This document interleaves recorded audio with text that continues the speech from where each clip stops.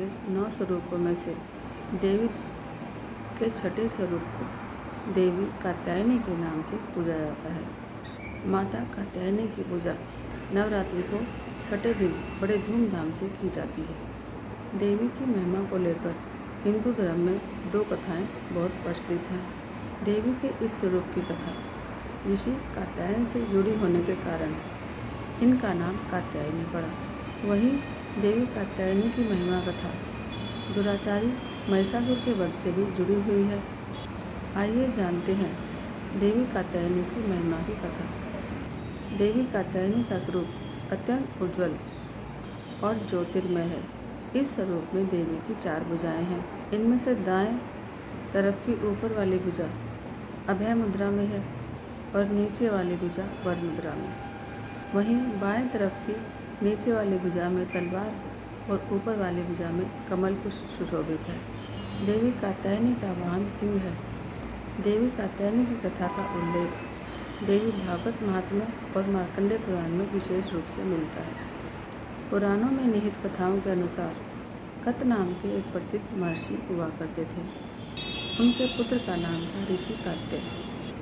आगे चलकर ऋषि कात्य के गोत्र में महर्षि कात्यायन का जन्म हुआ और ऋषि अपने तप के कारण विश्व भर में प्रसिद्ध हुए। ऋषि कात्यायन की इच्छा थी कि देवी भक्ति उनके घर में पुत्री के रूप में जन्म ले। इसके लिए उन्होंने कई वर्षों तक कठोर तपस्या करी। मान्यता है ऋषि कात्यायन की इस कठोर तपस्या से प्रसन्न होकर देवी भगवती ने उनकी इच्छा का मान रखते हुए उनके घर जन्म लिया। ऋषि कात्यायन की पुत्री होने का देवी भक्ति देवी कात्यायनी कहलाई। ऋषि कात्यायन ने बड़े प्रेम से देवी कात्यायनी का लालन पोषण किया था। कुछ समय पश्चात पृथ्वी पर दुराचारी महिषासुर का उपद्रव सारी सीमाएं लांघ रहा था। महिषासुर को ये वरदान मिला हुआ था कि कोई भी पुरुष उसे हरा नहीं पाएगा और मार नहीं पाएगा, इसलिए उसे किसी का डर नहीं था और देखते ही देखते उसने देवलोक पर भी अपना कब्जा जमा लिया था। तब भगवान विष्णु, प्रजापति ब्रह्मा और देवादिदेव महादेव ने उसका विनाश करने के लिए अपने अपने तेज से मिलित एक देवी को प्रकट किया। मान्यता है कि महर्षि कात्यायन ने ही इस देवी की सर्वप्रथम विधिवत पूजा की थी, इसलिए देवी को कात्यायनी के नाम से जाना गया।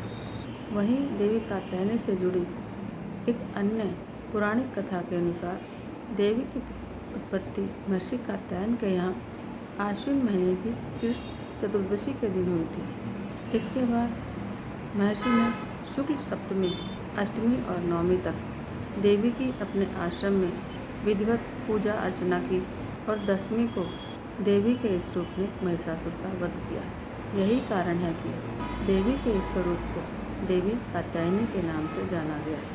महिषासुर का अंत करने के कारण देवी को महिषासुर मर्दिनी के नाम से भी जाना गया। इसके अलावा देवी कात्यायनी से जुड़ी एक और मान्यता है कि दुर्गा देवी का यह स्वरूप अमोघ फलदायक है। ब्रज की गोपियों ने कर्णावतार श्री कृष्ण को अपने पति रूप में पाने के लिए कालिंदी यमुना के किनारे देवी कात्यायनी की ही आराधना की थी। इसी कारण वर्तमान में देवी कात्यायनी समस्त ब्रज मंडल की अधिष्ठात्री देवी के रूप में प्रतिष्ठित है।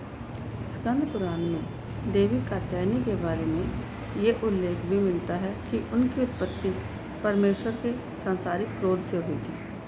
नवरात्रि के छठे दिन देवी दुर्गा के इस स्वरूप की पूजा का काफ़ी महत्व है। ऐसी मान्यता है कि देवी कात्यायनी की पूजा में लाल और सफ़ेद रंग के कपड़े पहनना बहुत शुभ माना जाता है। मान्यता तो ये भी है कि माँ कात्यायनी के चरणों में अपना सब कुछ समर्पित करते हुए उनकी आराधना करने वाले भक्तों को उनके दर्शन प्राप्त हो जाते हैं। देवी के इस स्वरूप के पूजन में भक्तों को अद्भुत शक्ति मिलती है। देवी कात्यायनी का ध्यान गोधूलि वेला में किया जाना चाहिए। देवी कात्यायनी का मंत्र है ओम देवी कात्यायनी नमः, अर्थात ओंकार के जैसे निर्विकार स्वरूप वाली देवी कात्यायनी की कृपा और शुभ दृष्टि हम पर बनी रहे। हम उन्हें बारंबार प्रणाम करते हैं। ऐसी मान्यता है कि देवी कात्यायनी को शहद बेहद प्रिय है, इसलिए नवरात्रि के छठे दिन देवी कात्यायनी की पूजा में शहद और शहद से बनी हुई चीज़ों का भोग लगाना चाहिए। देवी कात्यायनी के विधिवत पूजन के बाद महादेव की भी पूजा करने की मान्यता है। देवी कात्यायनी के अवतार की कथा हमें सीख देती है कि अगर भक्ति और संकल्प सच्चा है तो परम प्रकृति की कृपा सदैव बनी रहती है। जिस प्रकार महर्षि कात्यायन के एकनिष्ठ तपस्या से प्रसन्न होकर देवी दुर्गा ने उनकी इच्छा और तपस्या का मान रखा, ठीक उसी प्रकार मनुष्य को भी अपनी भक्ति, निष्ठा और संकल्प के पथ पर अविचल रहना चाहिए। जय मां अम्बे, जय माता दी।